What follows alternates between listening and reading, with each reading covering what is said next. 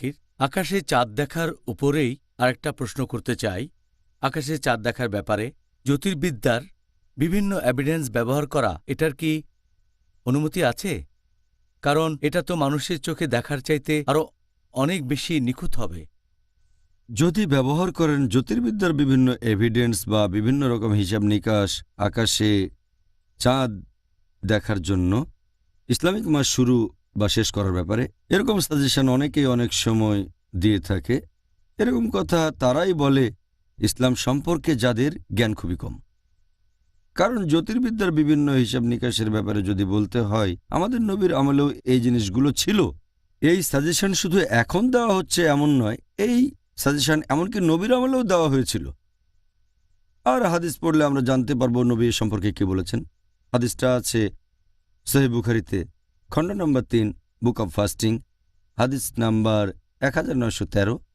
এখানে ইবনে উমর রাদিয়াল্লাহু আনহু তিনি বলেছেন যে নবী সাল্লাল্লাহু আলাইহি সাল্লাম বলেছেন যে আমরা হলাম একটা নিরক্ষর জাতি, আমরা কোনো হিসাব করি না বা কোনো হিসাব রাখি না।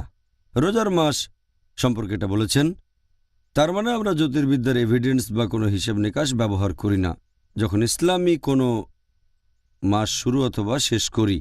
আর নবী বললেন যে ব্যাপারটা শুধু এরকম। 3 বার তিনি এরকম করলেন, 1, 2, 3। তৃতীয়বার এক হাতে 4টা আঙ্গুল, তার মানে এটা হয় 29 দিন, নয়তো 3 বার এরকম করলেন এভাবে, তার মানে 30 দিন। নবী বলেছেন আমরা জ্যোতির্বিদ্যার এভিডেন্স ব্যবহার করি না বা জ্যোতির্বিদ্যার হিসাব নিকাশ ব্যবহার করি না। এছাড়া আরও একটা হাদিস, এটা আছে সুনান আবু দাউদে, খণ্ড নম্বর 2, বুক অব ফাস্টিং, হাদিস নম্বর 2313। এখানে ইবনে উমর রাদিয়াল্লাহু আনহু বলা হয়েছে যে তিনি রোজা রেখেছেন, আশেপাশের অন্যরাও ছিল, আর তিনি জ্যোতির্বিদ্যার উপর নির্ভর করেননি, জ্যোতির্বিদ্যার হিসাব নিকাশের উপর। তাহলে বুঝতে পারছেন যে আমরা আকাশে চাঁদ দেখব আমাদের নিজের চোখ দিয়ে, এটা গুরুত্বপূর্ণ। আর শেখ ইবনে তাইমিয়া বলেছেন, যখন নবী মুহাম্মদ সাল্লাল্লাহু আলাইহি সাল্লাম বলেছেন যে আমরা হলাম একটা নিরক্ষর জাতি, নবী এখানে আসলে আমাদের প্রশংসাই করেছেন, উম্মার প্রশংসা। এখানে বলেছেন আমরা খুব সরল, আমরা অন্য কিছুর উপর নির্ভর করি না, আকাশের চাঁদ আমরা নিজের চোখে দেখতে চাই। এটা তার উম্মাকে নিচে নামাচ্ছে না, বরং আমাদের উপরে তুলছে।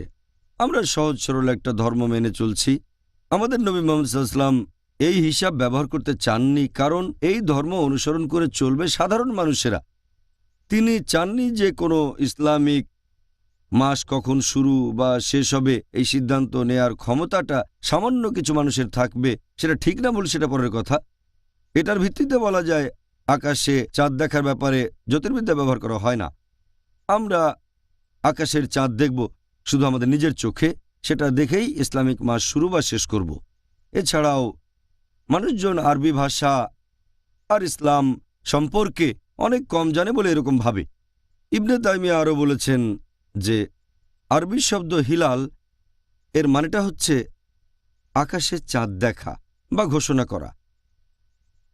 আকাশে চাঁদ থাকার পরও যদি দেখা না যায় আর ঘোষণা না করে, তাহলে তার মানে নতুন মাস শুরু হয়নি। যদিও আকাশে চাঁদ আছে, তবে যেহেতু লোকজন দেখতে পায়নি, তারা ঘোষণা করেনি নতুন মাস শুরু হবে না। এছাড়াও মাস শব্দটার আরবি হচ্ছে সাহার, এর মূল আরবি শব্দটা হচ্ছে আশার, যার মানে খ্যাতি।